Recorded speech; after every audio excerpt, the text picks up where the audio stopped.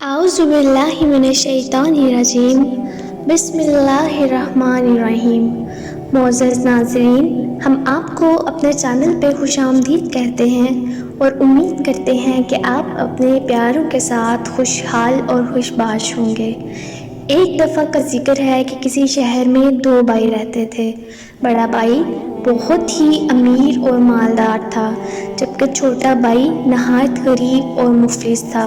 وہ اپنی بیوی، اپنے بچوں اور اپنے والدین کے ساتھ ایک چھوٹے سے کچے مکان میں رہتا تھا، جبکہ بڑا بھائی اپنی بیوی بچوں کے ساتھ ایک انتہائی شاندار گھر میں رہتا تھا۔ ایک دن چھوٹا بھائی اپنی غریبی اور مفلسی سے تنگ آ کر اپنی بیوی کو کہنے لگا کہ ہم کب تک ایسے ہی غربت اور بھوک والی زندگی گزاریں گے؟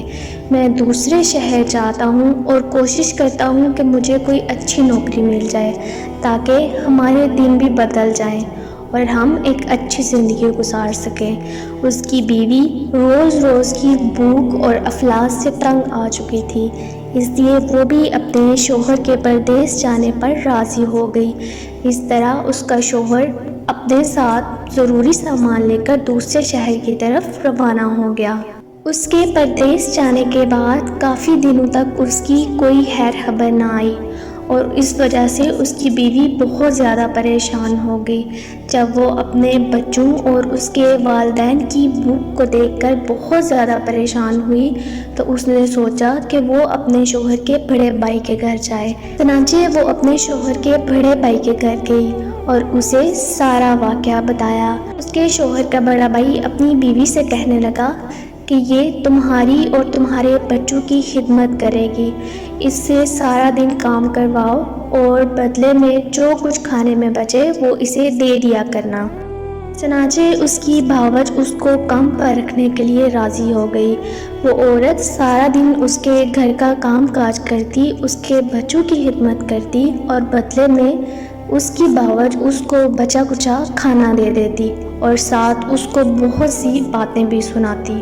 وہ عورت روز رات کو اللہ پاک سے اپنے شوہر کی سلامتی اور اس کی خیر خیریت سے واپسی کی دعائیں مانگتی۔ ایک دن وہ عورت ایسے ہی روتے روتے سو گئی۔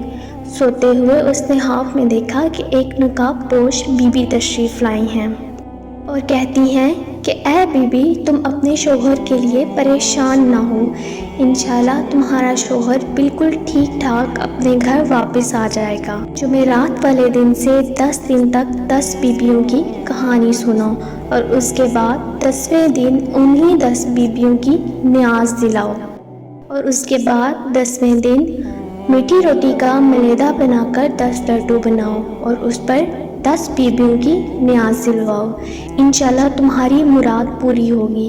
وہ عورت بولی کہ آپ کون ہیں اور ان بیویوں کے کیا نام ہیں جن کی میں نیاز دلواؤں؟ نقاب پوش بی بی نے فرمایا، میرا نام فاطمہ ہے، میں پیارے نبی محمد مصطفیٰ صلی اللہ علیہ وآلہ وسلم کی چھوٹی صاحبزادی ہوں اور ان باقی 9 بیویوں کے نام یہ ہیں: حضرت مریم، حضرت زینب، حضرت ام کلثوم، حضرت ہاجرہ، حضرت آسیہ، حضرت سائرہ، حضرت فاطمہ کبریٰ، حضرت فاطمہ صغریٰ اور جناب سکینہ، جنہیں کربلا سے لے کر شام تک مصیبت اٹھانا پڑی، لیکن ان بیویوں نے پھر بھی صبر کیا، قید کی، مصیبت سہی اور تازیانے کھائے۔ جو شخص بھی ان کے مصائب کو یاد کرتے ہوئے اپنی حاجت طلب کرے گا، خداوند عالم اس کی حاجت کو ضرور پورا کرے گا اور اس کی مراد ضرور پوری ہوگی۔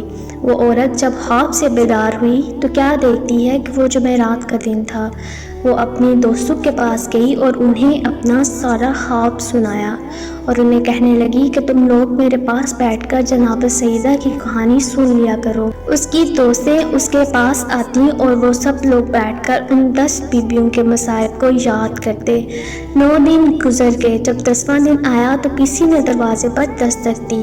جب اس عورت نے دروازہ کھولا تو کیا دیکھتی ہے کہ دروازے پر اس کا شوہر صحیح سلامت مال و زر کے ساتھ کھڑا ہے۔ وہ عورت اپنے شوہر کو دیکھ کر بہت خوش ہوئی۔ اس کے بعد اس نے میٹھی روٹی کا ملیدہ بنایا، اس سے 10 لڈو بنائے اور ان پر 10 بیویوں کی نیاز دلوائی۔ اس کے بعد وہ لڈو لے کر اپنی سہیلیوں کے پاس گئی اور وہ لڈو انہیں دے دیے۔ اس نے ایک لڈو اپنی باورچ کے حصے کا بھی رکھا۔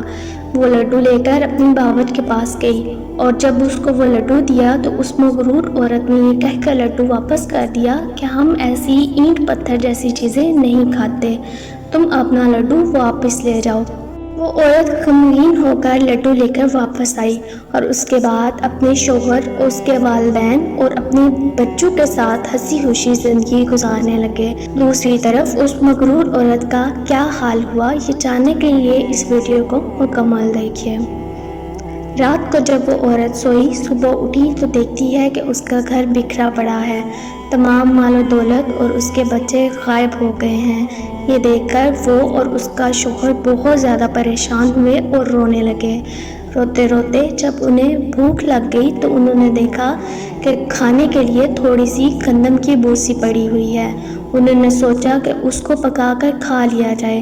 وہ عورت جیسے ہی بوسی کو پکانے لگی تو اس میں برابر کے کیڑے نظر آنے لگے۔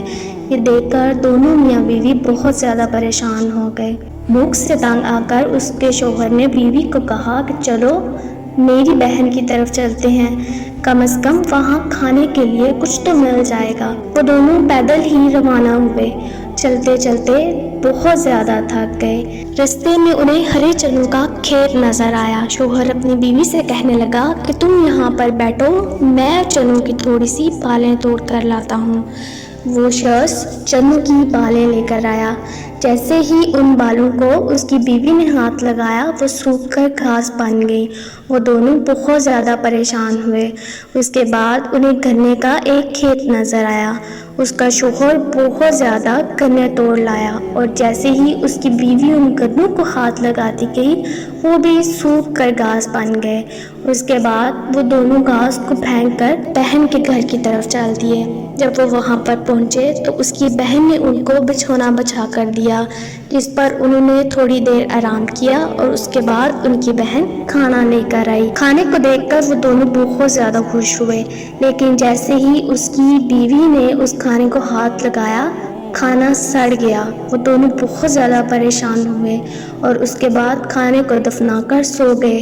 صبح شوہر بیوی سے کہنے لگا کہ یہاں کا بادشاہ میرا دوست ہے، چلو اس کی طرف چلتے ہیں، اس مصیبت کے وقت میں وہ ضرور میری مدد کرے گا۔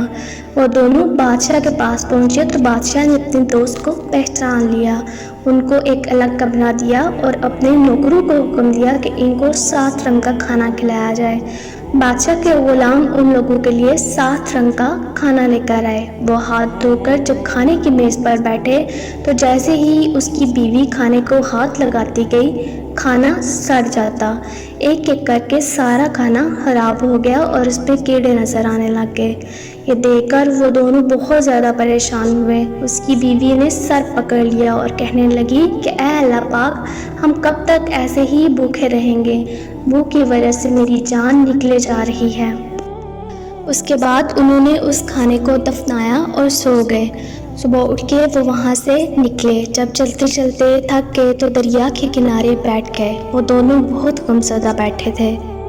بیوی اپنے شوہر سے کہنے لگی کہ جب تمہارا بھائی روزگار کی تلاش میں دوسرے شہر گیا تھا تب اس کی بیوی بہت زیادہ پریشان رہنے لگی تھی، اسی لیے پریشانی کے عالم میں اس نے ایک خواب دیکھا۔ اس کے بعد کا سارا واقعہ اس نے اپنے شوہر کو سنایا۔